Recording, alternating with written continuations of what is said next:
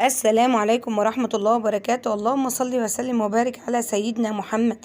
يا مساء الفل على عيونكم، ازيكم حبايب قلبي؟ عاملين ايه؟ يا رب تكونوا بخير، يومكم كله خير وفرحة وبركة وتفاؤل. قبل ما نبتدي الفيديو ما تنسوناش باللايك، واللي ما اشتركش في القناة يا ريت يشرفني وينورني بالاشتراك وتعليق جميل منكم. ان شاء الله مع بعض النهارده هنعمل شويه قرص، تقدري تعمليها ساده او محشيه بالجبنه، في جميع الاحوال بتطلع معانا تحفه. نقول بسم الله والصلاه والسلام على اشرف خلق الله، وندخل على بركه الله نبتدي الفيديو. اول حاجه يكون معانا كيلو من الدقيق وذره من الملح، المكونات الجافه يا جماعه. وهيكون معانا كمان لاختبار الخميره نص كوبايه من الميه الدافيه، ونحط معاها كده حوالي معلقتين من السكر،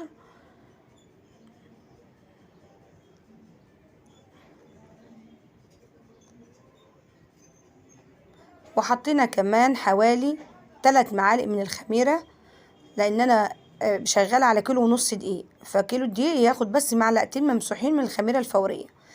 بنبتدي بقى نقلبهم كويس، نتأكد كده ان الخميرة بتاعتنا دابت. ده يا جماعة لاختبار الخميرة عشان نعرف الخميرة ان كانت مش كويسة يعني وما فارتش معانا كده نبقى نستغنى عنها خالص بدل ما تبوظ معانا العجين كله. اما لو انت واثقة من الخميرة بتاعتك تقدري تشتغلي بيها على طول.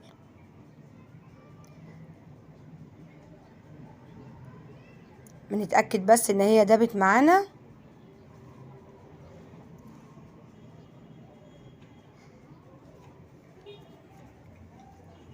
كده تمام. نبتدي بقى يا جماعة نغطيها ونسيبها حوالي 5 دقايق، وبتطلع معانا يا جماعة والله هايلة، بتبقى حلوة جدا تحفة.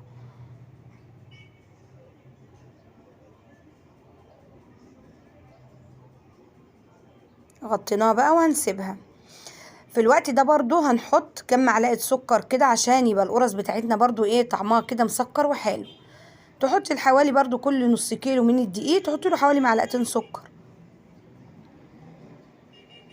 هنقلب بقى كل المواد الجافة دي مع بعض، السكر مع ذرة الملح مع الدقيق بتاعنا المنخول طبعا اكتر من مرة. في الوقت ده يكون معانا كوباية من السمنة على زيت، وممكن تستعملي سمنة بس. هنبس بيها بقى ايه الدقيق. انا حطيت على كيلو ونص هي كوباية من السمنة على زيت او كوباية سمنة بس. بعد ما بسيناها كويس جدا جدا بقت عاملة زي حبات الرمل كده. نرجع بقى للخميرة بتاعتنا اللي سيبناها حوالي 5 دقايق ونتأكد كده تمام زي ما انتوا شايفين. هايلة يا جماعة، انا متأكدة جدا ان الخميرة بتاعتي كويسة، بس حبيت اعملها ايه واعرفكم ازاي تختبروا الخميرة بتاعتكم. اتنفخت معانا وبقت تحفة. نحطها بقى على المكونات يعني اللي بسيناها.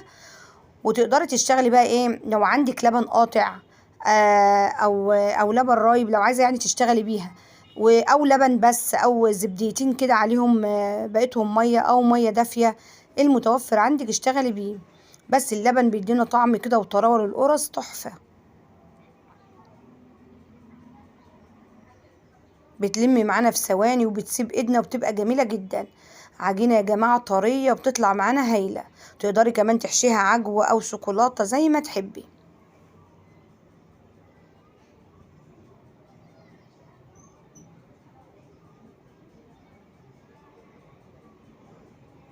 شايفين يا جماعة ثابت الايد وحلوة جدا وملمسها طري وتحفة. نسيبها بقى تخمر.